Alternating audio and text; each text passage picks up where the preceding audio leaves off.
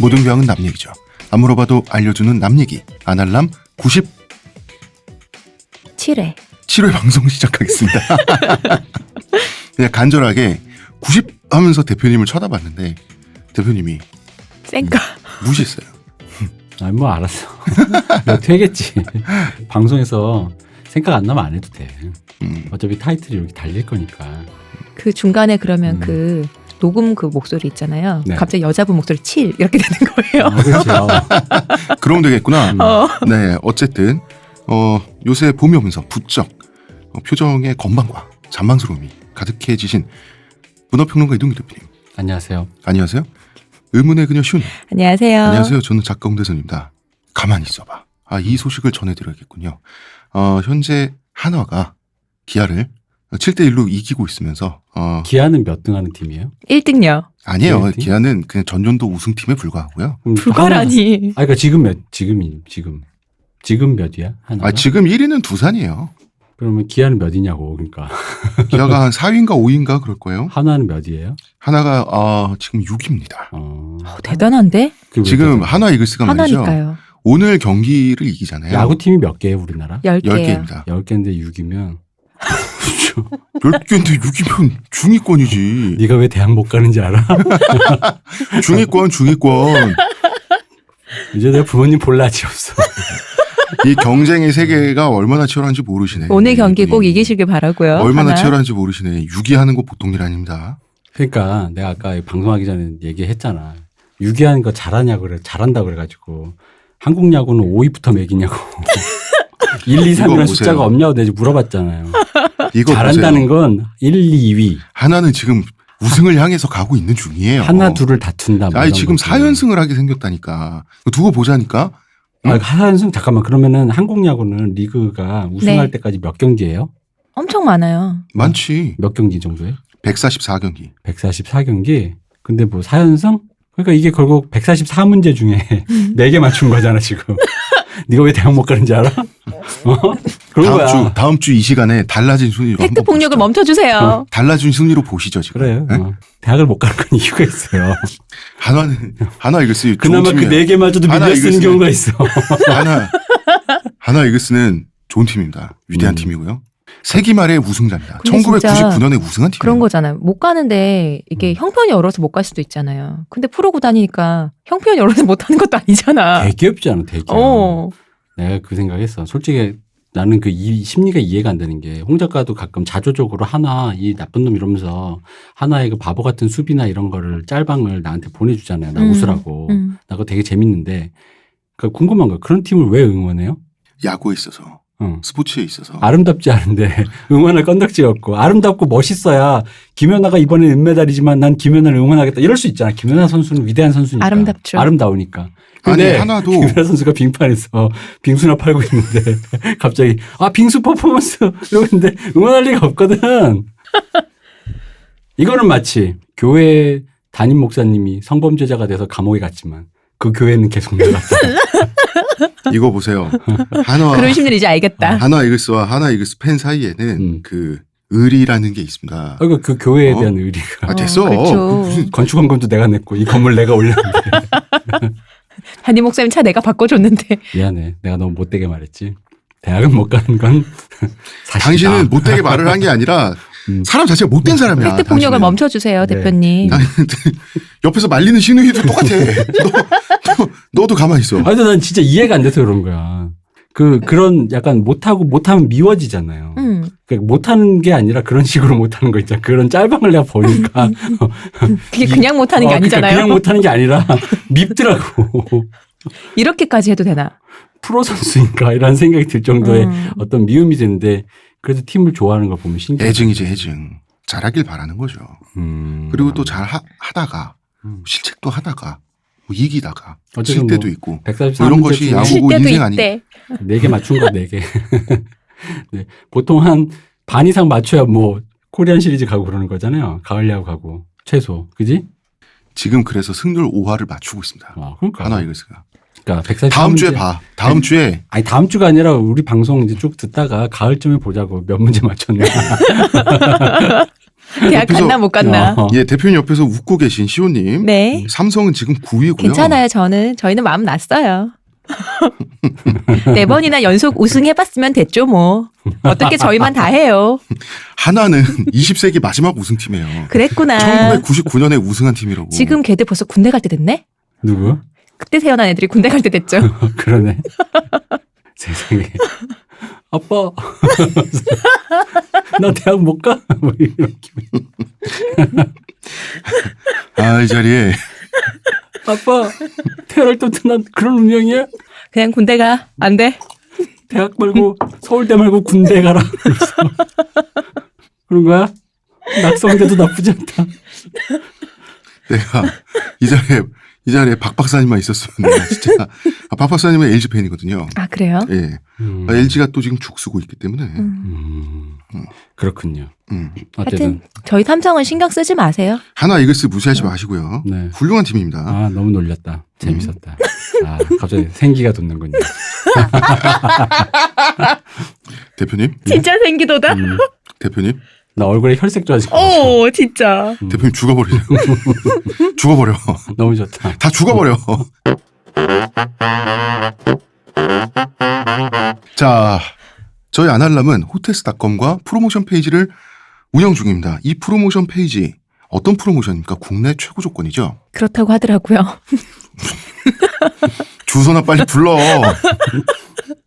kr.hotels.com/베스트 쿠폰이고요. 저희 아날람몰에서 링크로도 가실 수가 있어요. 주소 틀렸으면 한마디 하려고 했는데 안 틀리고 곧자를 읊으셨어요. 그렇죠. 시원님. 제가 잘 읊었죠. 자, 국내 최고 조건. KB 국민카드를 가지고 계신 분은 최고 12%까지인가요? 15%일 거예요. KB 국민카드를 갖고 계신 분은 최고 15%까지. 예, 국내 최고 조건이군요. 한글로 돼 있는 호텔스닷컴 관련 페이지 중에서는 저희 아날람과 함께 운영하고 있는 프로모션 페이지가 가장 쌉니다. 많이 이용해 주시고요. 그만 웃으시고요. 네. 죽어 진짜.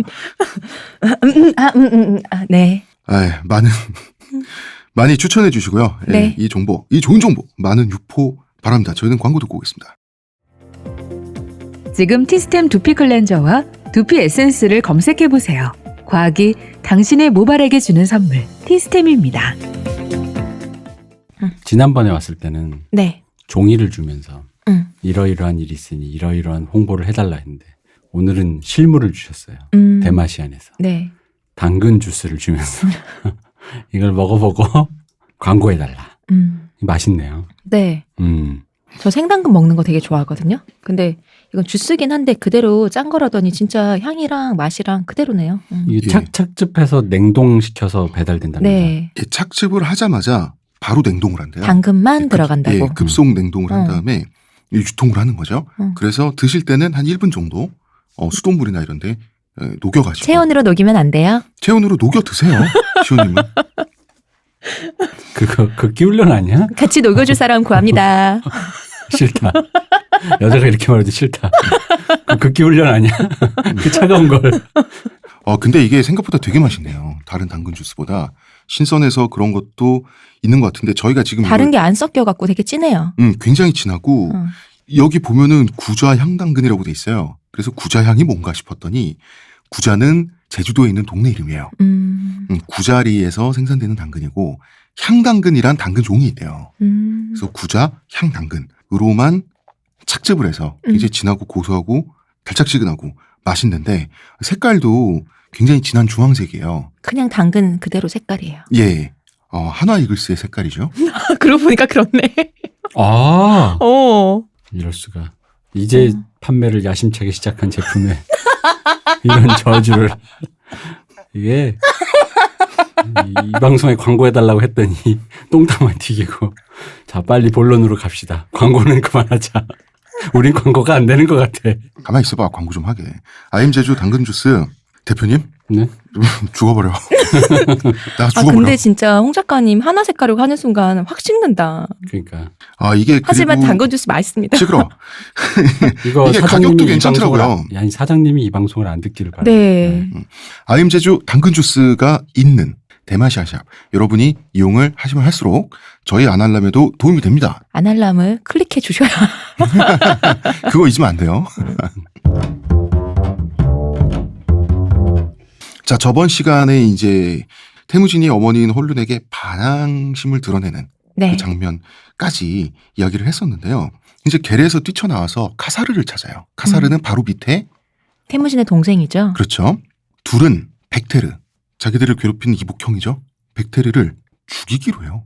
근데 애들이 어떻게 이런 마음을 먹었나 모르겠어요. 애들이 안 착하죠. 아니 근데 이 정도 나이면 여기 사람들은 굉장히 성숙한. 아, 그런가? 그치, 하긴 우리랑 나이대가 다르니까. 아니, 왜냐면 제가 요즘에 찍은 거지만 네. 그 SBS 다큐인가 거기서 몽골 이거 봤는데 네.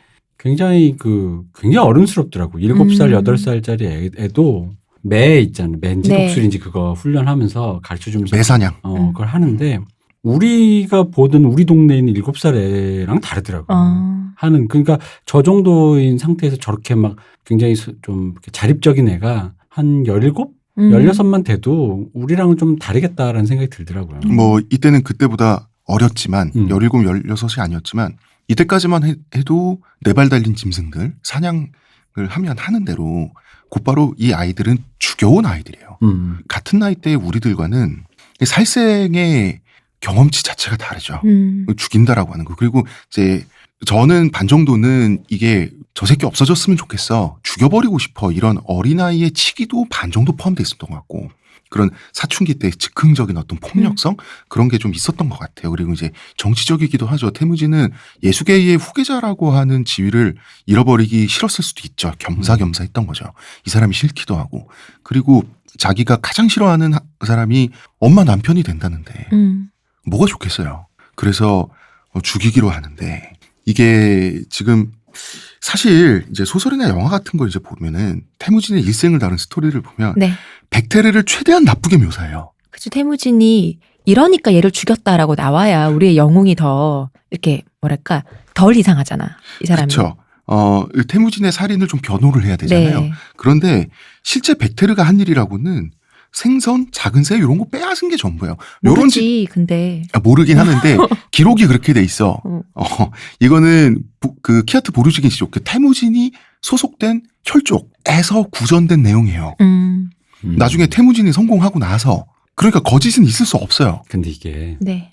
말해놓고 보면 진짜 별거 아닌데 당할 때 진짜 열받는 게 이런 거거든요. 진짜 열받는 거죠. 나의 그 작은 공을 이제 뺏어서 뭐 자기 걸로 취득하는 거. 근데 큰 공이면 모르겠어. 뭐 제가 이라크에 만수르와 계약했습니다. 이런 건데 뭐 그런 것도 열받지만 그런 거는 그 남들이 들어도 열받겠네 이럴 수 있잖아요. 근데 짜잘한 건 진짜 열받아. 말하기도 못한 거. 그 말해놓고 이렇게 팩트를 적어놓잖아. 그럼 되게 별거 아니야. 생선을 뺏겼어요. 근데 이상하게 진짜 그게 쌓이면 끌어오르는 분노가 생기죠. 사람이 그게 진짜 열받아요. 어릴 때 뭐 이럴 때 있잖아요. 형제, 뭐 누나가 됐든 오빠가 됐든 진짜 그냥 그 미운 감정에 네. 갑자기 휩싸이면 그냥 죽어버렸으면 좋겠다. 이런 생각할 수 있잖아요. 근데 지금 이 아이들은 활과 화살을 사용할 줄 알고 그 살생을 많이 경험한 애들이다 보니까 바로 행동이 들어가게 되는 거예요. 그래서 이제 죽이기로 공모를 하는데 백테르는 어떻게 그때 이제 뭘 하고 있었냐면 자기가 죽는 날 뭐 하고 있었냐면 백테르는 앉아서 쉬고 있었어요. 그냥 쉬고 있는 게 아니라 어디 경치 같은 전망을 보면서 가족의 말을 지키고 있었어요. 이때쯤 되면 이 가족도 드디어 말이 생긴 거예요. 가족의 말들을 지키고 있었는데 태무진하고 카사르는 각자 다른 방향에서 화살을 이미 활시를 잰 채로 장전을 한 채로 각자 다른 방향에서 소리 없이 접근을 해요. 백테르에게 완벽한 계획살이죠. 소리 없이 접근을 해서 백테르가 얘네 왜 이러지? 장난치는 건가라고 하는 순간 이미 백테르는 앞뒤로 포위당한 상태에서 두 이복 동생이 자기를 향해서 활시를 겨누는 모습을 이제 보게 되는 거죠. 보게 되는 건데 사실 태무진과 카사르의 살해 계획은 좀 비겁한 면도 있어요, 사실은. 정정당당하게 도전을 한 것도 아니고 뭐 신체적인 차이 때문에 뭐 그럴 수도 있는데 이게 사실 싸움이나 대결이 아니라 사냥하는 식으로 했잖아요. 근데 이제 이게 공정성이라는 건 사실 그 과정에서의 공정성, 그 공정이라는 거를 증명을 해서 네. 권위를 얻기 위해서 할 때만 공정성이 필요한 거지. 이건 대회가 아니잖아요. 그죠? 사실상 이거는 의미가 그럴 필요가 없지. 이건 그렇죠. 비겁하다고 말할 필요가 없지. 암살에 그런 게 어딨어. 그 목표 자체가 제가 하고 싶은 말은 백테르가 그렇게 나쁜 형도 아니었고 태무진의 살인이 그 백테르가 저지른 잘못으로 인해서 그렇게 정당화되지도 않는다는 거야. 뭐 나빠서 죽나 하나는 뭐 못해서 뭐 나쁜 사람들이라서 못하나. 나 진짜 나가버릴 거야. 어? 나는 욕해도 돼. 하나 이글스 흉보지 마. 아 그런 거야? 이렇게 슬플 수가. 아 근데 하다 보니까 내가 왜요? 이 말을 하면 안 돼. 울컥했어? 울컥했어? 아니야. 사실 나 대표님 하도 그러니까 내 메조키스트가 돼가는 거 같아. 더 해줬으면 좋겠어. 나 갑자기 자학기가 하고 싶어졌어. 한국 프로야구에 두 가지 농담이 있어요. 뭔데요? 하나는 부적 LG고 다른 하나는 최강 하나. 야 이거 모르는 내가 봐도 웃긴다. KBO를 대표하는 두 가지 농담이라고 합니다. 아 그렇군요. 그래서 처음에 백테르는 자기도 살고 싶죠. 네. 근데 살려달라고 싹싹 빌지는 않았어요. 뭐라 그랬냐면 이게 무슨 짓이냐. 함께 힘을 합쳐 타이치우드 형제들에게 본때를 보여줄 생각은 하지 않고 이렇게 얘기했어요. 타이치우드는 태무진 가족을 버리고 떠난 사람들이죠. 형제들이라고 서로 불렀어요. 보르지긴과 타이치우드는 워낙 가까운 친척 관계여가지고 근데 이 두 동생 놈들의 눈빛을 보니까 지금 자기 생명이 끝나게 생긴 거야. 근데 이때 굉장히 의연하게 행동을 하는데 자기 친동생 벨구테이가 있지 않습니까? 네. 벨구테이의 안전을 부탁을 해요. 내 대가 끊어지지 않게. 여기서 내 대라고 하는 것은 예수게이, 아버지 예수게이와 엄마 소치겔의 가게죠. 이게 끊어지지 않도록 벨구테이만은 죽이지 말아다오라고 얘기를 해요. 우리 쪽 가게가 끊어지지 않게. 그렇죠. 태무진하고 카사르는 양쪽에서 화살을 쐈어요. 그리고 백테르는 화살을 맞고 즉사를 하게 됩니다. 그 동생 양반 살려는 들킬게 뭐 이렇게 딜을 한 거구만. 근데 이러면은 태무진이 죽였는지 카사르가 죽였는지 애매한 거잖아요. 같이 죽인 거죠. 그러니까 같이긴 한데 왜 또 CSI 요새 나오는 범죄 드라마 보면은 가격이 여러 가지에서 그 중에서 가장 치명상이 있는 거잖아요. 그럼 그 치명상을 입힌 사람이 사실은 범인이 되는 거잖아요. 이런 경우엔 사실 애매하잖아. 책임은 형 책임이죠. 아 그런 거예요? 세상에 무섭다. 부검을 하진 않았고 그러고 나서 게르에 헐룬이 있는 게르에 태무진과 카사르가 들어오게 되는데요. 헐룬은 태무진하고 카사르 자기 두 자식의 얼굴을 보고 무슨 일이 있었는지 바로 직감을 했어요. 그게 뭐냐면 살인을 저지른 자의 얼굴이란 게 그 전과 다르다는 거죠.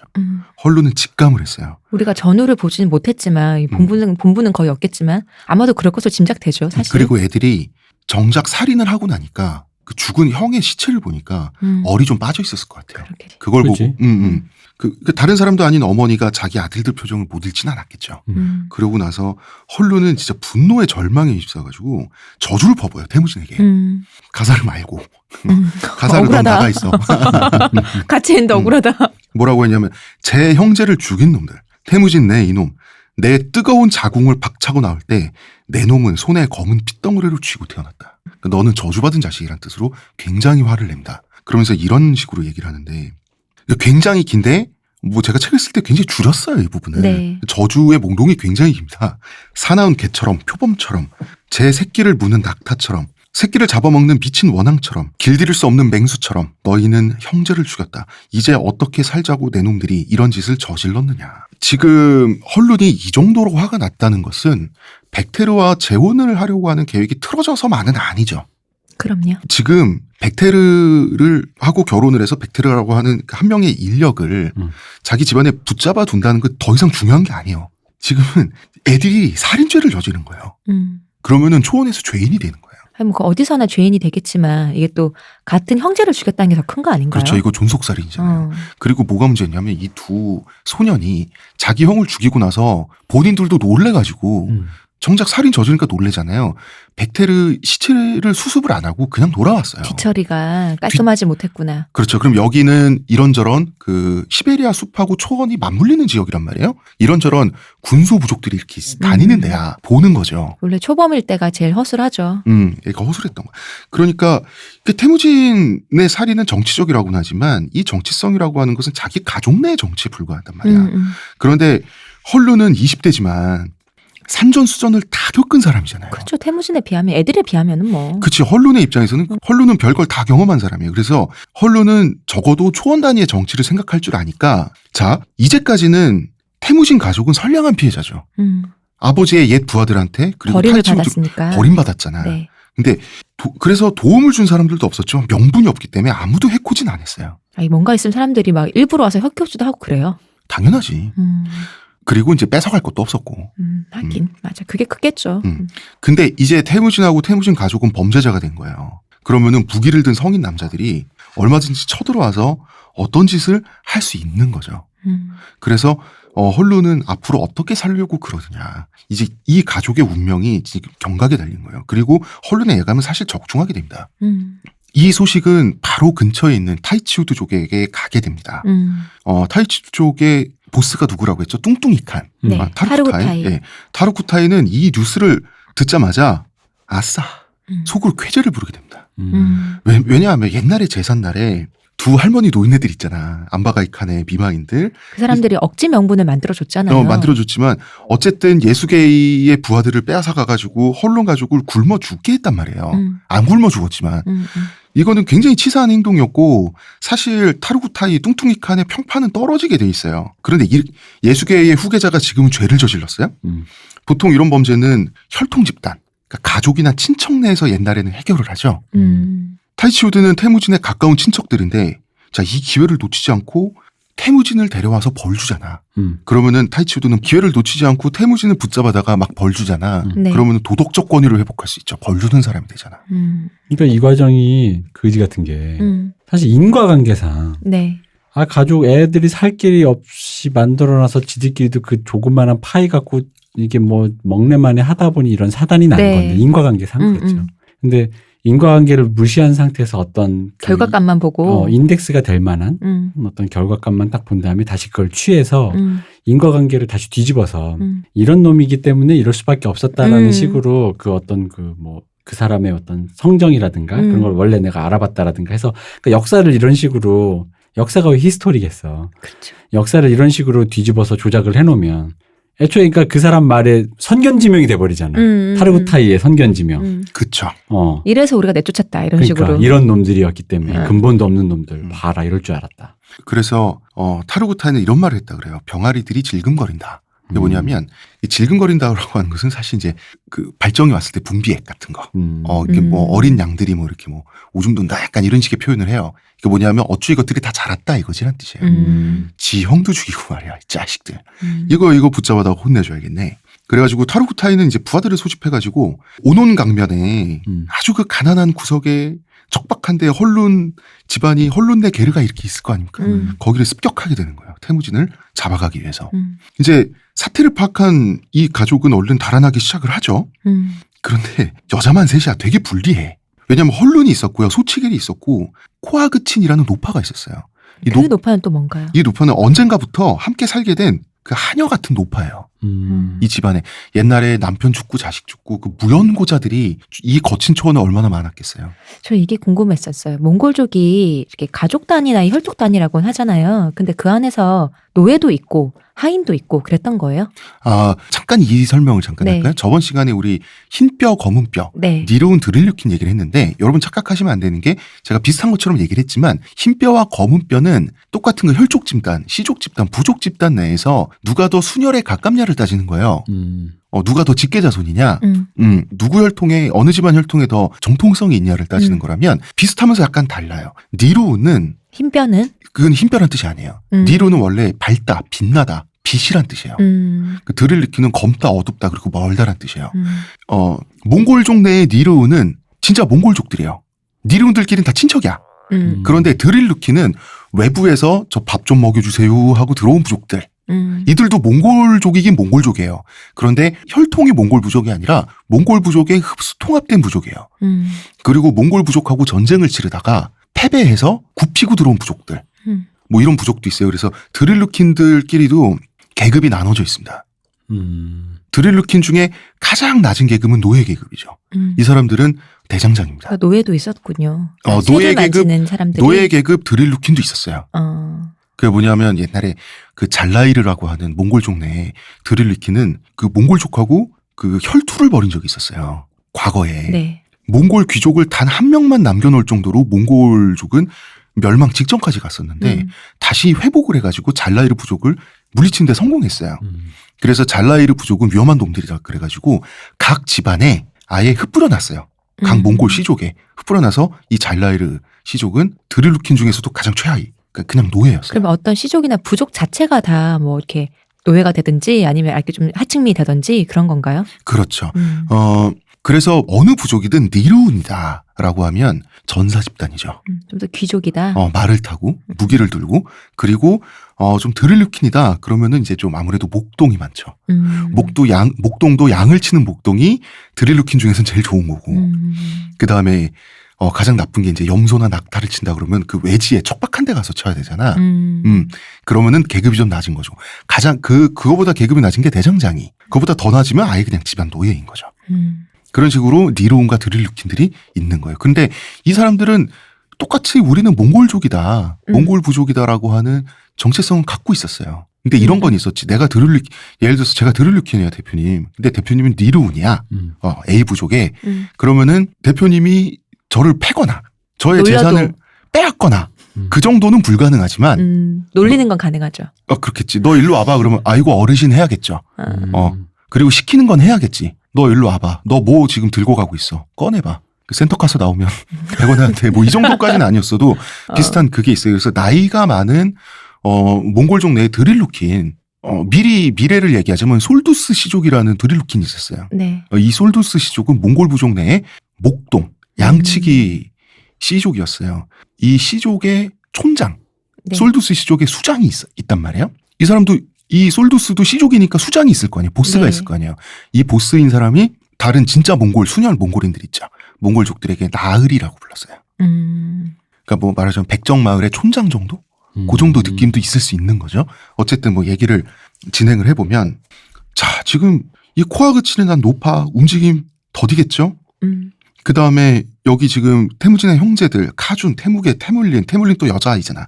아직 너무 어려. 이 뻥 뚫린 초원에서 아무리 최선을 다해봐야 전사들을 못 다돌려요. 왜? 말이 부족하기 때문에. 전사들은 예비말을 끌고 오기 때문에 말을 갈아타면서 추적하면 100% 잡힙니다. 그래서 일단 일가족은 산으로 급히 피신을 하게 돼요. 산은 어쨌든 몸을 숨길 수가 있잖아요. 네. 그렇지만 타이치우드 전사들에게 이제 뒤를 밟히고 마는 거죠. 근데 적은 숫자로 다수와 싸워야 되게 생긴 거예요. 네. 이때는 좁을 길목을 지키는 게 최선이죠. 우리 예전에 이렇게 병목 거기를 지켰던 것처럼. 네, 그래서 적중간판에서. 이제 헐룬네 가족은 한두 사람만 통과할 수 있는 이제 숲속의 좁은 길목으로 도망가다가 이 좁은 길목을 만나니까 헐룬은 여기가 싸울 곳이다라고 해서 바로 이제 전투 준비에 들어가게 됩니다. 어떻게 전투 준비를 하냐면 이제 헐룬은 또 전략가기도 했네요. 대단하다. 헐룬이 나중에 전쟁할 때 총사령관도 하고 그랬어요. 그거 봐, 엄마 담경을. 엄마 담경. 태무진? 다 엄마 담는 거야, 그래서. 벨구테이는 또 이제 힘이 좋아. 카사르랑 벨구테이는 이제 근처에 나무를 꺾어가지고 즉석에서 바리케이트를 만들어요. 그래서 한두 사람씩만 딱 올라와서 싸울 수 있도록 이렇게 만든데 아무리 그래도 남자들이 어리니까 힘으로 싸울 수는 없죠. 그럼 일단 여기서 이 벨구테의 마음이 어떤 것인가가 참 그쵸. 궁금하긴 합니다. 벨구테이는 지금 사랑하는 친형을 잃은 직후잖아. 근데 어쨌거나 지금은 운명 공동체예요. 하긴 자기가 여기를 나가서 어디서 근데 타이치우드 쪽에 붙을 수 있을 것도 같은데 아니지. 안 되나? 그러기는 힘들어요. 그럴 수는 없어. 이 밉겠지 태무진이. 카사르도 밉겠지. 그런데 형을 잃었잖아요. 태무진도 잃을 수는 없는 거예요. 그럼 정말 다 죽는 거니까. 그 정말 다 죽는 거예요. 그러니까 어쩔 수 없이 그러니까 이 벨구테이와 태무진 카사르가 화해하게 된 과정도 사실 타이치우드족 전사들이 침략이 좀 큰 역할을 했던 것 같아요. 그리고 태무진과 카사르는 벨구테이만은 죽이지 말아다오라고 하는 그 형의 유언을 또 지키긴 지켰어요. 그래 엄마가 벨구테이랑 결혼할 것 같진 않으니까. 어떻게 커봐야 알지 그거야. 네, 이거는 지금 이 가족은 너무나 가난하고 외롭고 위험에 빠진 운명 공동체다 보니까 네. 협동을 할 수밖에 없게 된 거지. 그러면은 이제 그 좁은 길목만 남겨서 힘 대 힘으로 싸울 수는 없으니까 활솜씨로 싸울 수는 있겠다 네. 싶어가지고 길목에 스나이퍼를 배치를 하는 거죠. 이 스나이퍼는 카사르였습니다. 카사르는 명사수였어요. 어릴 때부터. 아직까지 태무진 얘기는 아무것도 안 나왔어. 없어. 그리고 태무진은 활도 잘 못 쏘고 힘도 좀 없었어요. 동생들보다 별로 완력이 없다 보니까 태무진 뒤에서 구경하고 있었지. 돌 날라주고 그런 거 있겠지 뭐. 시키는 거 했겠지. 어. 태무진 이제 뒤로 빠져서 이제 있었는데 이 작전이 먹혔어요. 카사르 혼자서 타이치우드 전사들하고 팽팽하게 맞섰어요. 타이치우드 전사들 입장에서 우라통이 터지잖아. 저 꼬맹이 한 놈한테 지금 저 녀석 하나를 지금 제압을 못 해가지고 그러니까 이제 타이치우드 전사 하나가 나와서 이제 소리친 거예요. 네 형을 넘겨라 카사르. 우린 너네한테 관심 없다. 어차피 우리 다른 사람한테 관심 없다. 태무진만 넘기면 우린 돌아갈 거다. 사실 뭐 그 명령 받고 왔으니까. 근데 이제 버티는데도 한계가 있잖아. 네. 그래서 카사르는 자기 형한테 그 말을 줘요. 그 귀한 말을. 몇 마리 이 가족한테 없는 말을 타고 빨리 도망가라고. 그래서 태무진은 말 한 마리에 의지해서 더 높은 고지의 숲속으로 튀게 됩니다. 타이치우드 전사들은 이제 카사르는 상대하기 영 만만찮은데 정작 목표물이 튀니까 네. 그 모습을 보고 이제 태무진을 추격하게 되는 거죠. 사실 이 바리케이트 전술은 이겼어요. 태무진은 그런데 잘 탈출하지 못했어요. 이제 빽빽한 숲풀지대에 짱 박히긴 했는데 전사들 입장에서는 넓은 숲을 일일이 수색한다는 거 불가능하죠. 네. 그래서 타이치우드족은 그냥 그 숲으로 드나드는 그 길목 있잖아요. 그 산 밑을 그냥 둘러치고 태무진이 기어 나오기만을 기다렸다는 거죠. 왜냐하면 산 안에는 먹을 게 없고. 왜 없어? 그러게요. 맨날 먹던 거 있잖아요. 태무진 가족은 촉은 목피의 달인들이잖아요. 네. 그래서 이제 태무진 워낙 배고픔을 잘 참는 사람이고 그래서 이 소녀는 풀을 뜯어 먹으면서 무려 9일을 버팁니다. 그렇지만 이제 몸이 견딜 수 있는 한계란 게 있는 거죠. 네. 그 태무진은 버티다가 이제 타이치우드 아저씨들이 물러갔겠지 이런 마음으로 숲 밖으로 나왔어요. 바로 잡혔죠. 기다리고 이 사람들도 있었거든요. 오래 기다렸네요. 이 사람들은 그 비상식량 갖고 있었으니까 고기 뜯어 먹으면서 기다렸겠지. 태무진도 다람쥐 같은 거 잡았으면 될 텐데. 다람쥐. 그 성설모. 사냥 실력이나 이런 게 태무진이 카사르나 벨구테이나 이런 동생들만 못했던 것 같아요. 잘하는 게 뭐야? 어릴 때부터 뭔가 영특했다 뭐 이런 거 있잖아요. 없어. 그런 언젠가 헐룬이 자식들의 재능을 평가한 적이 있어요. 네. 누구는 뭘 잘하고 카사르는 용감하고 잘 활을 쏘고. 잘 쏘고 어쩌고 태무진에 대해서는 태무진은 가슴에 재능이 있다. 가슴이 재능이 컸어? 뭐야? 마음씨는 좋다 뭐 약간 이런 아. 뜻으로 이제 여유증? 뭐야 그게? 가슴에 재능이 있다는 게 제가 나중에 그 얘기는 따로 하겠습니다. 태무진 마음이 따뜻하다. 뭐 이런 거겠지. 여유증. 공정하다 여유증. 라는 뜻인데 이제 단단한 게 더 재능 있는 거 아니에요? 이렇게 두 가지를 생각해 볼 수가 있어요. 이제 꼬맹이를 잡았잖아요. 잡는데 이 나무 널빤지로 만든 칼 있죠. 네. 나무 널빤지 두 개를 이어서 목에 우리 씌워가지고 그 사극에서 많이 나오는 춘향이가 썼다는. 목에 씌우고 그 다음에 이제 손도 구속을 하는 네. 이거를 이 꼬맹이한테 이거 얼마나 무겁겠어요. 음. 이걸 씌워가지고 타이치우드족의 야영지로 끌고 가게 되는 거죠. 이 사료에 따르면 양팔과 목을 동시에 구속하는 칼이니까 무게가 상당했을 거예요. 근데 이 타루우타이가 사람이 좀 못된 게 칼을 끝까지 벗겨주지 않았어요. 이 칼을 계속 차고 그러니까 태무진 입장에서는 혼자 밥 먹는 거 불가능하죠. 이 칼의 구조 자체가 칼을 뒤집어 쓰고 혼자 밥을 못 먹어요. 일상생활 자체가 불가능하죠. 그래서 타루우타이는 집집마다 돌아가면서 오늘은 이 집, 내일은 저 집, 이 녀석을 먹이고 재워라 라고 했어요. 이게 조리돌림이죠. 조리돌림의 무한 반복이야. 이 타이치우드족 사람들은 이미 태무진을 경멸한단 말이야. 그리고 아마도 상당히 괴롭혔을 것 같아요. 이게 태무진한테 얼마나 고통스럽겠어요. 이게 상상할 수 없이 괴롭죠. 이게 칼을 하루에 1초도 못 뻗는 거야. 그러니까 아니 그게 밥만 못 먹나요? 화장실 가도 자기가 처리를 못 하고 그럴 텐데. 그렇죠. 그냥 뭐 사실 뭐 바지나 이런 거 똥범벅이었겠지. 이렇게 지내다가면 이제 문제는 칼의 무게 때문에 척추가 휘거나 제대로 성장하지 못할 가능성이 크죠. 뼈가 휘고 그다음에 이제 그 정신적으로도 붕괴할 가능성이 크죠. 그러거나 말거나 타루구타이 입장에선 아무 상관없죠. 괜히 태무진 죽일 필요가 없어요. 타루구타이는 형제를 죽인 녀석을 벌한다고 그 사람 죽이는 건 모순이잖아. 친척 사이인데 계속 얘가 장애인이 되든 말든 뭐 정신병자가 되든 말든 계속 괴롭히면서 계속 살려서 알아서 죽든지 도태되든지. 계속 살려서 벌 주면 돼. 10년이고 20년이고. 타이치우드족은 그렇게 되면 보르지긴 키아트족을 관리하는 귀족 혈통이 되는 거죠. 그 옛날에 예수계의 가족을 떠났던 사람들도 타이치우드족에 다 있었어. 네. 이 사람들도 태무진 괴롭히는 일에 동참하는 거죠. 그러면 뭐가 되냐면 죄의식도 문화가 되고 태무진 더 나쁜 놈이니까. 나쁜 짓을 함께 해야지.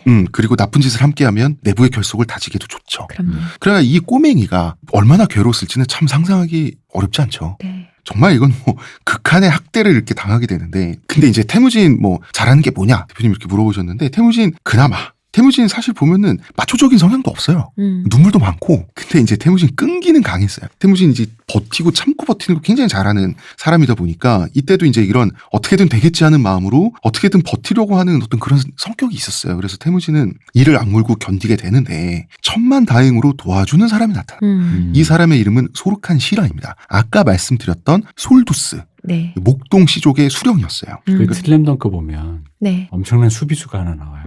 걔 이름이 김낙수인데 아직도 기억. 네. 끈기의 달인이라 그래요. 내가 얼마나 끈기 있냐 하면서 갑자기 농구를 하다가 회상을 한단 말이야. 배가 아파도 시험 시간을 참고 있었다. 결국 난 구급차에 실려갔지. 뭐 이런 거. 나는 그런 끈기의 달인이지. 철벽 수비를 보여줄 테다. 끈기 있게 달라붙겠다 막 그러는데 그런 느낌이구만.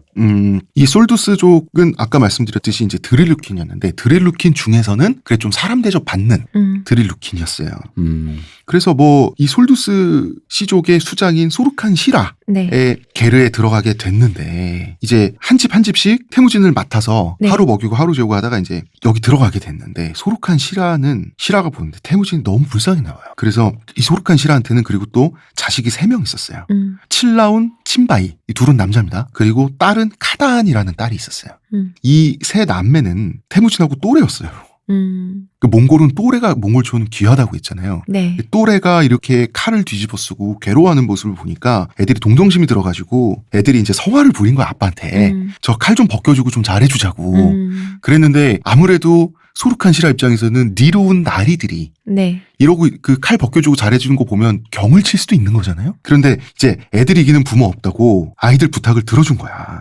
그래가지고 이 소르칸 시라 가족은 태무진의 칼도 벗겨주고요. 그럼 이제 그 목에 상처가 생기잖아. 네. 이거를 치료를 해줬어요. 그리고 카단, 이 여자아이가 태무진을 돌봐주었다라고 하는데, 이 돌봐주었다라고 하는 게 사실은 여자애가 남자애를 돌본다라고 하는 건 당시 몽골 초원에서 좀 에로틱한 느낌도 있는 겁니다. 돌본다라고 하는 것은 왜? 처음부터 왜 얘기할 걸.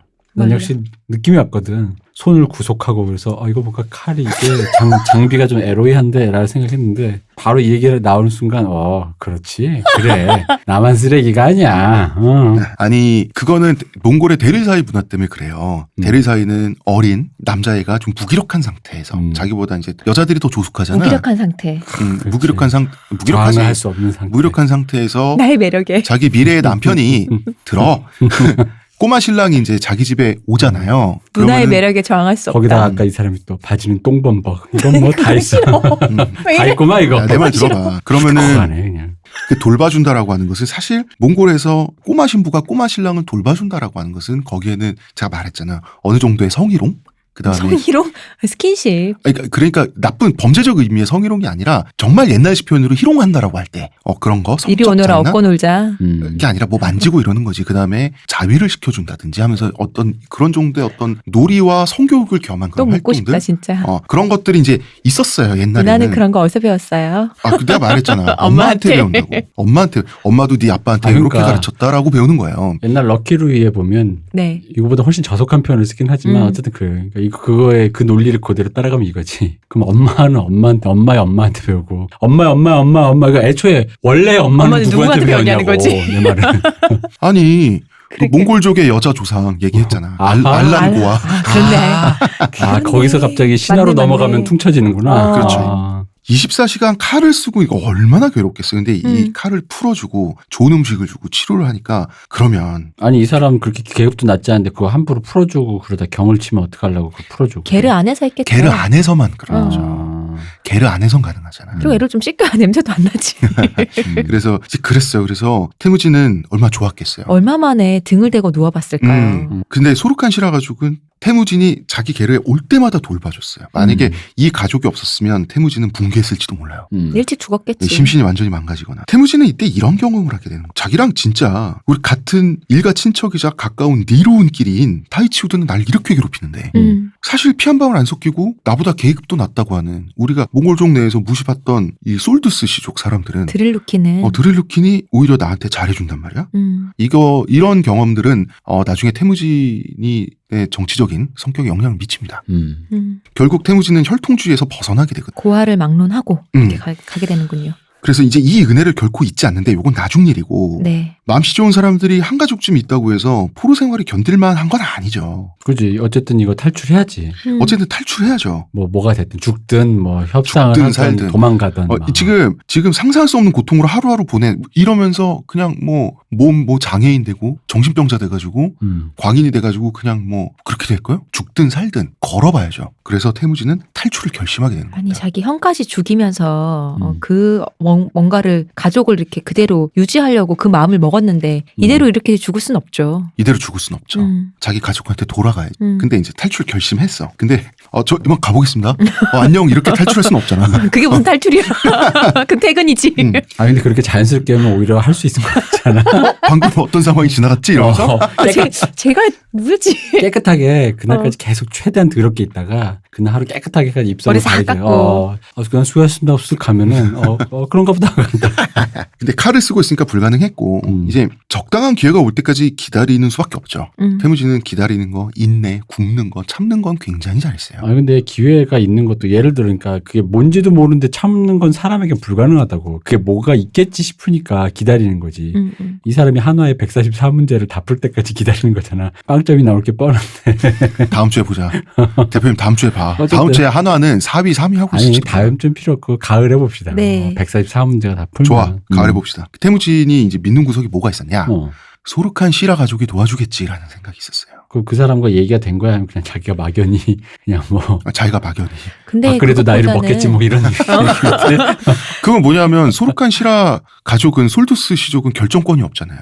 그 가족도 가족이지만 탈출이라는 게 어떤 때가 와야 되는 거잖아요. 뭔가 허술해진 때가 와야 되는 그때를 거잖아요. 이제 기다리는 건데. 때가 분명히 있을 거라는 걸 알고 있는 거잖아요. 그러면 그쵸. 그렇죠. 왜냐하면 몽골 사람들은 당시 초원 유목민들은 잔치를 하잖아요. 그 초원의 풍습은 잔치를 하면 3박 4일 동안 술을 먹는데 토하구술 먹고 인사불성이 될 때까지 들이붓는 습관이 있어요. 문화적 습관 자체가. 이때를 기다렸던 것 같아요. 그러니까 아니 나도 술 한 잔 주진 않을 거 아니야. 태무진한테. 그러니까. 안 주지. 타이치우드족이 이때 강변에서 잔치를 벌이게 되는 거예요. 이 강이 오논강입니다. 네. 그런데 오논강, 케를렌강, 툴라강 뭐 이렇게 맨날 나와 싶을 수도 있는데 맨날 나옵니다. 왜냐? 케를렌강 같은 경우는 강의 길이가 1200km가 넘어요. 그러니까 똑같은 강이지만 이 굽이굽이 찌글찌글 네. 하류로 굽이굽이 내려와요. 아주 그 느린 네. 유속을 가지고. 그러니까 하류, 중류, 상류는 전혀 다른 지역이에요. 근데 이 오논 강변에서 잔치를 벌이는데 태무진 안 끼워주죠. 당연하죠. 잔치판 좀 멀찌감치 옆에 이렇게 서 있었어요. 그게 뭐냐면 이제 그 잔치 벌이는 사람들이 태무진도 구경을 해야 되잖아. 약간 광대 같은 느낌이네요. 뭐 전시품 정도 느낌이지. 그러면서 이렇게 옆에 이제 장치를 꾸며주는 장식품 정도로 이렇게 칼을 뒤집어 쓰고 서 있었는데 이게 잔치는 모든 부족 구성원이 함께 하잖아. 그러니까 밤이 깊어지니까 타이치우드 사람들 취해가지고 이제 쓰러져서 그냥 자기도 하고 자기 계로로 돌아가기도 하고 그래. 그리고 이제 이 사람들은 한 번 술 마시면 필름이 끊길 때까지 마시니까 옛날에 몽골 제국이 드디어 이제 제국을 잃어가지고 네. 유라시아 제국 대륙을 정복을 했을 때 머리 좋은 외국인들을 신하로 쓰잖아. 그죠. 아랍의 지식인들, 중국의 지식인들 이런 사람들이 이제 문관으로 쓴단 말이야. 궁정에 들어오면 충격받았어요. 남자와 여자가 같이 고성방가를 지르면서 술을 먹고 남자들이 술 마시는 자리에 여자들이 신발을 신고 허락도 안 받고 성큼성큼 들어온다. 깜짝 놀랐어요. 굉장히 야만적이구나. 이렇게 우리 생각했어요. 예전에 그런 설명 한번 했었잖아요. 그게 왜 이렇게 야만적으로 생각하는 이거 거죠? 오히려 야만적으로 생각을 네. 했는데 이 정도로 그 술자리를 일부러 흐트러진 술자리를 갖는단 말이야. 근데 이때 태무진을 감시하고 있던 애가 있었는데 왜 마을마다 몸도 좀 안 좋고 그다음에 머리도 좀 떨어지는 옛날에 동네 바보 아이. 그런 좀 덜 떨어진 약간 소년이 있었어요. 타이추드 쪽에 이 소년한테 너 이 녀석 지키고 있어라고 하고 어른들은 하나씩 나가 떨어진 거야. 술 기운에. 이 책에 보면 네. 홍 작가 책에 보면 마침 태무진을 감시하고 있던 사람은 약골의 지능이 모자란 소년이었다. 이 사람 이름도 모르지. 아이 불쌍해. 몇천 년 후에 동양의 한 일개 탈모인이 쓴 저술에 약골의 지능이 모자란 소년으로. 그렇게 몽골 비사에 쓰여 있습니다. 이거 지금 1000년이 넘도록. 어떻게 몽골 비사에 그렇게 쓰여 그러니까 있는데. 비사에 1000년이 넘도록 약골의 지능이 모자란 소년으로. 그러니까. 근데 이제 태무진은 아무리 그래도 태무진이 대항할 순 없죠. 칼을 뒤집어 쓰고 있잖아. 조건은 불리한데 이제 약골 소년이 이제 태무진의 칼에 연결된 사슬이나 끈 같은 거 붙잡고 있는 거죠. 그거는 이제 뭐 개목걸이 같은 거지. 그러니까 태무진은 굉장히 그 모욕적인 학대를 받았음을 알 수 있죠. 근데 태무진은 이 소년이 방심하고 있을 거 아니야. 그래서 잔치판이기도 하고. 그래서 이 칼을 갑자기 움직여가지고 이 소년이 잡고 있는 끈 같은 거 있죠. 이거를 낚아챘어요. 낚아채고 이 자기가 뒤집어 쓰는 칼 있잖아. 이걸 온몸을 비틀면서 이 칼로 소년의 머리를 찍어버렸어요. 그러니까 이 소년은 정신을 잃고 쓰러지게 되는 거죠. 잘만 찍었으면 두 번째 살인이 되는 건데. 이제 태무진은 몸을 숨길 만한 곳을 찾아서 이제 뛰어가야지. 근데 말도 못하. 그리고 걸어가야 되는데 그것도 칼을 뒤집어 쓴 채로 이걸 달아난다는 것은 발자국만 추적하면 다음날 바로 잡히는 거죠. 그리고 이 쓰러진 소년도 일어나가지고 이제 정신 차린 거야. 그러면서 소리를 치는 거죠. 태무진이 도망쳤다. 그러면 태무진은 어떻게 해야 돼? 어디가 숨어야죠. 어디가 숨어야 되는데 이 초원을 말이야. 그렇죠. 예, 어떻게 숨냐면 풀인 척. 풀인 척. 그게 말이야. 저는 풀이에요. 이렇게. 풀 입에 물고 나뭇가지 입에 물고 참나무입니다. 이제 몽골 초원에는 물이 귀하고 나무도 귀해요. 그러다 보니까 이제 나무는 그 물을 공급받을 수 있는 그 강변 근처에 이렇게 네. 숲이 조금 이렇게 형성돼 있는데 일단은 숲을 속으로 숨었는데 그날따라 달이 너무 밝은 거야. 그래서 최대한 몸을 숨기려면 어떻게 됩니까? 물 속에 몸을 담글 수밖에 없는 거죠. 그렇네요. 면적이 나와 있는 면적이 적도록 해야지. 그렇죠. 고개만 내밀 수 네네. 있으니까. 그리고 이 칼이 나무로 돼 있잖아요. 네. 부력을 이용할 수 있잖아. 얼굴은 뜰 수 있게 할 수 있구나. 내 숨을 몸에 쉴수 힘이 있잖아. 없더라도. 그래서 이제 수색이 끝나기만을 기다렸는데 문제는 몽골초원의 일교차가 엄청나요. 한밤중에 물속이란 거 굉장히 차갑거든요. 어마어마하게 추울 텐데 진짜. 근데 뭐 이거는 참는 거밖에 방법이 없어요. 또 참아. 뭐 어떻게 참아야지. 최고다. 그것만은 가능하다. 그런데 이제 아무래도 이 새끼가 물속에 숨었을 수 있겠다. 그래서 강변도 생각을 수색을 했군요. 했는데 결국은 횃불을 들고 남자들이 이제 정신 차리고 수색을 하는데 횃불을 든 남자한테 결국 걸렸어요. 적발이 됐어요? 적발됐는데 이 사람이 다름 아닌 소르칸 시라였어요. 운도 좋다. 운도 좋지. 이거는 그치. 결국 인생이 운이죠. 운이야. 결정적인 순간에 그 하나가 그니까. 그게 운이더라고. 우리의 운은. 결정적인 순간에 우리의 운은 제주 당근과 함께. 맛있어. 다 먹었어요 벌써. 약간 그래서. 그러니까 소르칸 시라는 태무진을 동정하는 사람이니까 일단 이렇게 말해. 안심하고 가만히 있어라. 내가 어떻게 한번 알아서 해볼게. 그리고 동료들한테 소리치는 거죠. 자, 이봐. 여기 태무진이 있다. 여기까지 찾아서 없으면 없는 거 아니냐. 분명히 우리가 못 보고 지나쳤을 거니까. 태무진 팔아서 니르운 되려고. 우리 수색을 시작했던 곳으로 돌아가서 다시 재수색을 하자. 그래서 이제 백을 시키는군요. 그래서 백을 시킨 거예요. 그래서 일부러 이제 수색 삽질을 시키는 거죠. 그리고 이제 소르칸 씨란 태무진 어디 숨어 있는지 아니까 네. 사람들이 이제 다시 백했을 때 이제 조용히 말하는 거지. 좀만 더 참아라. 그런데 이제 타이치우드 전사들이 또다시 수색을 처음부터 시작하자고 하는데 이제 소르칸 씨라 이렇게 말하는 거죠. 자, 어르신들. 이 녀석은 분명히 근처에 있을 수밖에 없다. 왜냐하면 말도 없고 그다음에 칼까지 뒤집어 쓴 놈이 도망을 가봐야 도망갈 수 있는 거리는 뭐 뻔하다. 얼마나 멀리 가겠냐. 내일 날이 밝고 말을 타고 들러오면 반드시 잡힌다. 금방 잡힌다. 그래서 생각해보니까 틀린 말은 아니야. 그리고 다들 잔치하다 온 거 아니에요? 그러니까 지금 숙취해소도 안 돼 있어. 머리도 지끈거리고. 지금 아직 윗속에 계속 뭔가 떠다니는데. 그래서 이제 병사들은 그 말이 맞겠다. 내일 잡지 뭐. 하고 각자 게르로 돌아가서 자는 거죠. 하룻밤 만에 걔가 가봐야 뭐 얼마나 멀리 가겠어. 이런 마음이겠죠. 그래서 이제 자기보다 계급이 높은 전사 어르신들이, 전사 나리들이 이제 수색을 포기한 걸 보고 소르칸 시라가 슬쩍 태무진한테 다가가서 자, 눈치껏 빠져나와가지고 가족들을 찾아가라. 내가 해줄 수 있는 건 여기까지다. 나도 타이치우드 니로운들 눈치 보고 사는 처지 아니냐. 너를 더 이상 도와주다가 걸렸다가는 우리 가족도 절단난다. 이제부터는 네가 알아서 해라. 혹시 잡히게 되더라도 내가 도와준 얘기는 절대 하지 말아다오. 이런 부탁은 할 수 있죠. 그럼요. 이 사람은 솔두스 시족의 수장인데 자기 가족과 시족을 이 사람도 책임져야 되잖아요. 태무진한테 계속해서 호의를 베풀었고 자기가 볼 수 있는 호의는 진짜 여기까지죠. 여기까지죠. 그리고 가게 되는데 그럼 태무진은 차가운 물속에 혼자 남게 되죠. 그러다 보니까 체온이 계속 떨어져. 이대로 얼어 죽게 생긴 거예요. 이렇게 태무진 밤새. 사망하시고 저희 이제 방송 끝나나요? 그럼 칼을 뒤집어 쓴 채로 강 바깥에 나가서 걸어서 탈출하나? 말도 안 되죠. 초원의 모든 속도는 말로 통하게 돼 있어요. 그 생각해보니까 그러면은 도망가지 말고 일단은 숨어서 체력을 끌어올리고 이 칼에서도 해방이 돼야 돼요. 말도 구해야 돼. 그러면은 솔두스 시족의 수령인 소르칸 시라 가족에게 한 번 더 도움을 받는 것 외에는 다른 생각을 할 수가 없는 거예요. 근데 태무진 대단하긴 한 것 같아요. 일단은 그건 맞는데 그래도 도망치려고 하지 다시 속으로 들어가는 역으로 생각하는 게 정말 쉽지 않은데. 속으로 들어가려면 사이치우드 사람들이 널브러져서 자고 있고 그러니까요. 아직 잔치판에서 누워서 코 골고 있고 이게 진짜 허를 찌르는 거긴 그렇죠. 한데. 게르와 게르 사이를 그러니까 거기까지 걸어가야 어떻게 되잖아요. 통과해서 걸어가야 되는 거야. 대단해. 거꾸로 허를 찌르는 생각을 했다는 자체가 대단해요. 이거를 하는 거죠. 음. 태무진은. 그러니까 이거는 운에 맡길 수밖에 없어 대표님. 눈에 띄면 끝나는 거고. 근데 어차피 죽게 생겼으니 눈에 안 띄면 살 수 있는 거예요. 근데 또 모르지. 왜냐면 호의는 여기까지였는데 왜 왔느냐. 더 이상 안 된다. 여기 태무진이 있다. 그렇지. 이럴 수도 있잖아요. 있죠.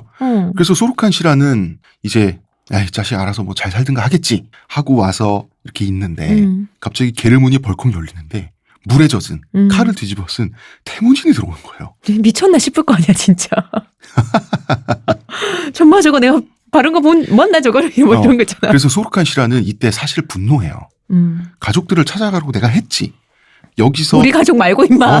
여기로 쳐들어오면 우리는 대체 어쩌라는 거냐라고 해요. 그래서 그 소르칸 시라가 이제 칼을 뽑았다고도 하고 그러니까 목을 바로 치기 위해서 아니면 이제 그러다가 이제 좀 진정을 한 모양이지만 타르구타이에게 이제 고자질해서 고자질은 아니죠. 이렇게 넘기려고 했던 거죠. 가장으로서는 당연한 결정이라고 봐요. 그런데 이미 태무진하고 친해진 삼남매가 아빠 그러면 안 돼 하고 아빠의 아빠 그런 사람이야? 바지가랑이를 붙잡은 거예요. 그리고 특히 이제 그 카단 네. 이 여자아이 날라입니까? 카단이 진짜 어떻게 아빠는 그럴 수가 있냐고 내가 태무진이랑 뭐 하고 했는데 엄청 역정을 부리는데 이 사실 그 당시 몽골 초원의 유목민들이 뭐 가정폭력이 없었겠어요? 근데 이제 소르칸 많았다고 시라가 했어요.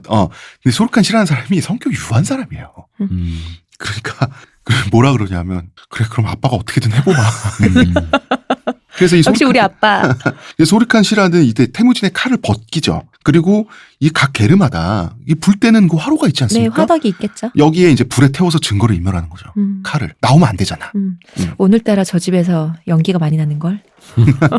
물에 젖은 나무를 태우고 있는 거 아닌가?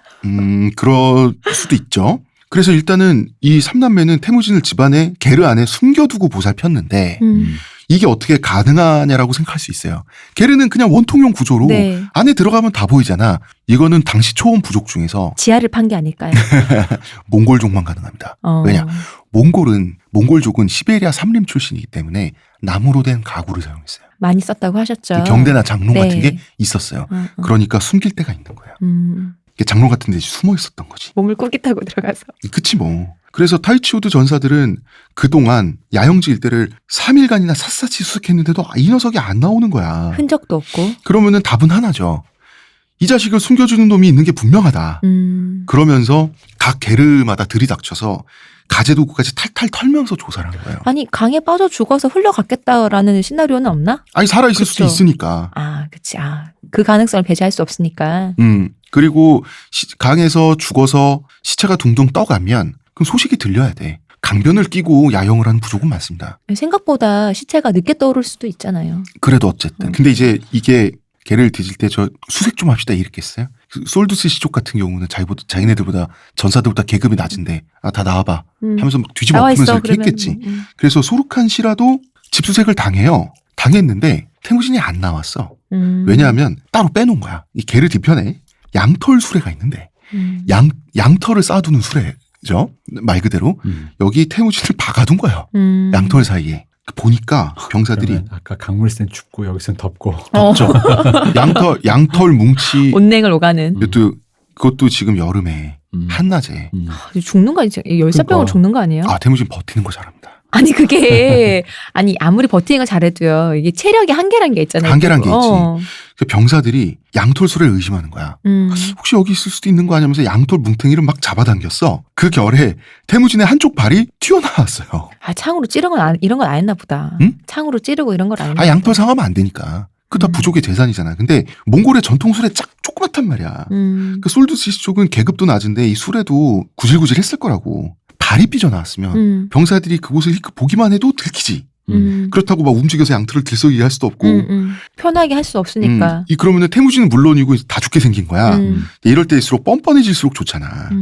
이게 소르칸 시라가 이제 뻔뻔해지기로 하자. 지금 가족을 지켜야 되잖아. 이 사람은. 아니 이렇게 더운데 양털 더미 안에서 버틸 사람이 있겠습니까?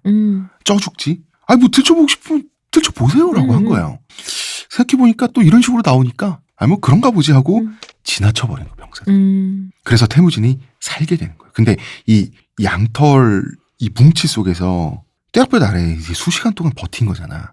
탈진 상태였던 거죠. 그래서 이제 병사들이 떠나니까 소르칸 씨한테 태무진 꺼내놓고 이제 원망 섞인 말을 하는 거죠.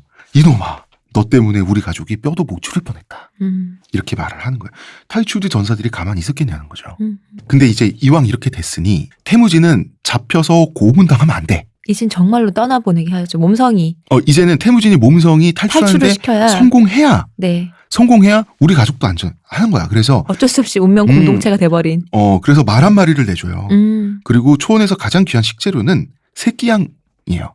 새끼양인데 2살박이 새끼양을 가장 2살박이일 때가 가장 양이 맛있다 그래요. 양고기가. 그래서 새끼양을 잡아서 2살 되면 새끼 아닌 거 아니에요? 응? 2살 되면 새끼 아닌 거 아니에요? 아 그건 그렇구나. 새끼양을 잡아서 음식을 만들어주고요. 그리고 이제 비상식량 만들어주는 거지. 네. 그리고 이제 가죽 부대에 고기도 담아주고 마실 가면서 것도 이제 담아주고. 수통도 챙겨주고 네. 이랬어요. 그리고 호신용으로 활도 주고 화살도 2대를 줬어요. 2대 갖고 돼요. 응? 2대 갖고 돼요. 이 사람도 없었겠지. 한 대로 여러 명을 쏘아라 이런 건가? 그래서 이제 마침내 완벽한 기회를 잡게 된 거죠. 태무진은. 그래서 그대로 말을 달려서 오농강을 따라서 상류로 올라가게 되는 겁니다. 탈출 성공? 탈출에 성공하게 됩니다. 자 이렇게 탈출에 성공하게 되는데 태무진이 노예 생활, 뭐 포로 생활이지 사실은. 네. 포로 생활을 했던 기간이 한 1년 정도로 짧지 않았는데 저는 짧게 저희는 얘기했는데 네. 이거 혹시 한 10년 가까이 되는 거 아니냐라는 일설도 있어요. 이렇게 그 논란이 분분한 이유가 이제 왜 그러냐면 어머니 헐룬이 예수계에게 납치를 당해서 강제 결혼을 당하고 이제 겁탈을 당하죠. 그랬는데 7, 8년 있다가 태무진을 낳아요. 이것 때문에 그런 거예요. 근데 어디서는 이게 그 7, 8년 시간이 안 걸리고 10달 만에 애를 낳아서 이제 칠레도의 아일지도 모른다. 뭐 이런 얘기도 있던데요. 그건 좀 다른 얘기인데 뭐 그런 얘기도 있어요. 그러니까 바로 태무진을 낳았다면 노예 생활이 긴 게 맞아. 그 시간 공백이 여기서 이제 해결이 되는 거야. 그런데 저는 노예 생활은 포로 생활은 짧았다라고 봐요. 왜냐하면 생각해보면 그렇잖아. 자 헐룬이 예수계에게 잡혀왔어요. 네. 뭐 순순히 예수계에게 그렇게 순종을 했을까? 반항하다 맞기도 하고 그랬겠지. 음식도 제대로 못 먹었고요. 극도의 심신의 스트레스 상태에 있었고 그래서 헐룬의 영양 상태는 굉장히 7, 8년 동안 안 좋았을 것 같아요. 그리고 처음에 태무진은 나왔을 때도 그 태중에 그 부인과 건강이 별로 좋지 않았던 증거가 있잖아. 태무진이 피덩어리를 쥐고 태어났다는 게 그게 태반의 어떤 조직 일부거든요. 그러니까 낳으면서 잡았을 수도 있죠. 그랬을 수도 있고. 그래서 그리고 예수계에 있는 헐룬을 납치하고 나서 7, 8년 동안은 매우 바빴어요. 전쟁하고 비즈니스가 다니느라. 바쁘셨구나. 비즈니스가 바빴어요. 성관계를 한다고 바로바로 임신되는 것도 아니잖아요. 후사를 하기에 도모하기에는 임신되는 거 바쁘셨다. 아니잖아요. 그렇죠. 그래서 7, 8년 동안의 임신, 출산, 공백기는 나는 굉장히 자연스럽다고 생각해요. 그리고 태무진을 낳고 나서부터는 예수계의 집안의 생활이 안정된단 말이야. 이때부터는 먹고 살만해지면서 이제 한 뭐 2년, 3년에 한 명씩 아이를 헐룬이 낳아요. 그렇기 때문에 그 7, 8년간의 공백을 이 문제를 해결하기 위해서 이 문제를 해결하려면 태무진의 포로 생활이 길었어야 돼. 근데 그리고 제일 첫째가 있잖아요. 첫째 백테르. 그리고 그 둘째가 태무진이잖아요. 그리고 벨구테이도 셋째잖아요. 그 다음이잖아요. 그렇게 생각하면 소치겔은 이미 있었죠. 소치겔도 큰애 백테르만 낳고 태무진도 한참 있어요. 그 사이에 그게 소치겔도 아이를 낳지 않았잖아요. 그치. 그쵸. 헐룬만 못 낳은 게 아니잖아요. 그쵸? 생각해보면은 예수계가 굉장히 바빴다. 굉장히 바빴지. 약탈하고 다니니까. 예수계의 깡패잖아. 후사를 도모하기에는 바빴다. 그래서 그리고 몽골비사라고 하는 역사책은 태무진의 부끄러운 부분, 비겁하고 악랄한 그런 행동을 했던 부분 그리고 태무진의 좀 이런 말하면 좀 그렇지만 좀 쪽팔린 실수 이런 것도 가감없이 기록이 돼 있는 역사서예요. 그래서 비사야. 시크릿 히스토리란 말이야. 태무진의 성적 취향 이런 것도 있나요? 없어요. 있어요. 태무진경. 있어요. 있어요. 하여튼 그런데 그러면은 아니 역사를 왜곡하고 싶으면 수치스러운 노예 생활, 포로 생활이 그렇게 길지 않았다라고 왜곡한 거 아니냐. 그럴 거면 아예 안 쓰면 되지. 그것도 안 쓰면 돼요. 이런 일은 없었다라고 하면 되는데. 그래서 오컴의 면도르날이란 말이 있잖아. 기록된 대로일 것이다라고 생각을 하는 게 가장 편하다. 그리고 태무진의 성취향? 네. 태무진이 좀 강단 있는 여성 있죠. 강단 있는 여성. 좀 이렇게 죽음을 두려워하지 않고 할 말을 하는 따박따박 할 말을 하는 그런 여성에게 좀 어머니 헐룬 같은 약합니다. 태무진이. 그런 여성에게 잘 넘어가는 경향이 있어요. 별거 없네. 별거 없습니다. 별거 없네. 이 남자 별거 없어요. 난 또 뭐 있다고. 아니야 이렇게 성격이 이런 남자들은 그런 여성 좋아해요. 그쵸. 그럼 이제 좀 어쨌든 다른데 끌리니까. 그치. 그럼 저 어쨌든 짧았을 거라고 하는데 사실 근데 10년이 뭐 수치스럽나 원래 포로 생활 그런 역경과 고난이 길면 길수록 그쵸. 영광이 더 위대한 거 아니에요? 그렇게 인식할 수도 있는 거잖아. 그치. 그리고 1년이나 10년이나 포로 생활 한 건 똑같지. 이렇게 긴 세월 동안을 견디고도 이 사람이 이렇게 됐다가 그치. 더 그렇잖아요. 그치. 근데 그렇게 긴 세월 동안 견디는 건 불가능했을 것 같아요. 24시간 칼을 쓰고. 왜요? 끈기는 사람이라면서요. 김낙수라니까 지금. 그래서 태무진은 꿈에 그리던 가족하고 재회를 하게 되는 겁니다. 근데 이제 타이치도 저게 겁나잖아. 그러면 여차하면 튈 수 있도록 아예 부룩한 칼둔. 산에. 네. 예, 그 산에 아예 기슭에 개를 치게 영산에. 되는 거예요. 기슭에 개를 치게 되는 거예요. 왜냐하면 바로바로 도망갈 수 있게. 바로바로 제사 지낼 수 있게. 살날리게. 그런데 이제 드디어 가축도 좀 생기고 말도 생겼는데 다시 가난해지는 거죠. 그렇죠. 잘 살 수 있는 방법은 초원에서 유목을 해야 되는데. 초원에서의 유목인데 산기슭에 개를 쳤다라고 하는 것은 의도적인 가난을 감수하게 된 거죠. 왜냐하면 이제부터 위험해졌으니까. 산을 벗어날 수가 없네요, 이 가족이. 이게 앞에 우리가 찬란한 미래를 알고 있으니 대충. 네. 그래서 그렇지. 사실 이쯤까지만 생각하면 애 죽어. 애 때문에 집안 그나마 조금 이렇게 세운 거 애 이 의도적인 가난이잖아. 그럼 이제 다시 집안 망한 거지 사실. 한 번 망한 거죠. 망한 거지. 애 또 가가지고 이렇게 조리돌림 당해. 그러니까 지금 상황에서의 느낌은 너무 비참할 것 같아. 그러니까 자식 새끼가 나가서 우리로 치면 그거잖아. 자식 새끼가 나가서 골목에서 짱돌로 범죄자 돼갖고 와서 애 하나 죽이고 감옥 갔다 오고 집안 망하고 다 지금 그거잖아 지금. 얘 때문에 서울 도심부 살다가 외곽으로 지방 갔다가 지금 섬으로 간 느낌인데. 그리고 이거 옛날에 막 이런 거 있잖아. 80년대, 70년대, 80년대 그 용공 조작 사건 있죠. 그래서 빨갱이로 사람을 고문해서 빨갱이를 만들어 버리잖아요. 네. 그러면은 그 빨갱이 집안이라고 동네에서 못 살잖아요. 맞아요.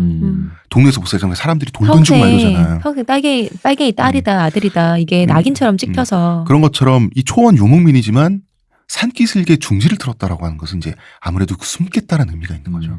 그러니까 이게 내 말은 그거지. 그러니까 얼마나 절망스러웠을까 이거지.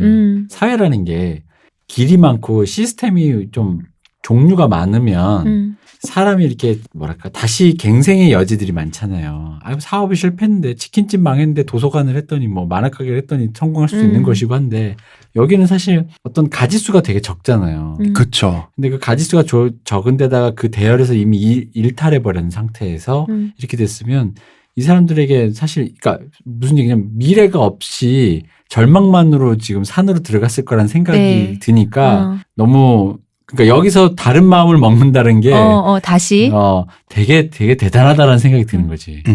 들어갈 때는 우리 여기서 영원히 우리 여기서 죽는다라는 느낌이었을 텐데. 그러니까 이게 끝났을 거라는 거지. 왜냐면 우리를 좀 우리가 지금 반지하에 살아도 우리 자식이 공부를 우병우야. 공부를 잘해. 그래서 타워플레이스 사겠지. 160대니까 얘가 서울대만 보내면 그래도 뭐라도 하겠지. 이런 기분조차 없는 거잖아 지금. 없는 거죠. 완전히 없는 건데 그 절망감 속에서 사람이 뭔가를 도모하고 생각을 하고 뭔가를 했다라는 게 대단해요. 대단합니다. 그러니까 헐룬이 굉장히 강인한 여성이에요. 그러니까요.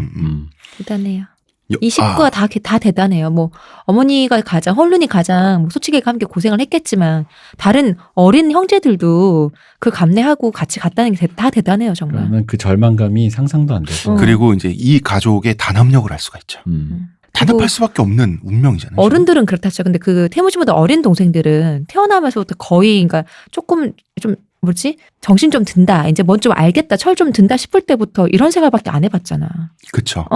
어머니나 다른 어른들과는 달리 그런데도 불구하고 대단한 것 같아요. 그리고 이제 태무진 같은 경우는 어릴 때 이 정도로 고생을 하다 보니까 뭐가 있냐면 평생 건강이 그렇게 좋지 않았어요. 그러니까 태무진은 강인하고 좀 키는 좀 작지만 좀 강인하고 짱짱한 그런 몸이었다라고 하는데 이제 이 사람도 나중에는 전쟁을 하면서 아무래도 단련된 부분이 있었겠지만 속으로는 좀 골병이 든 상태였어요. 자, 헐룬이 사실 뭐 예수계가 헐룬한테 잘해줬겠어요?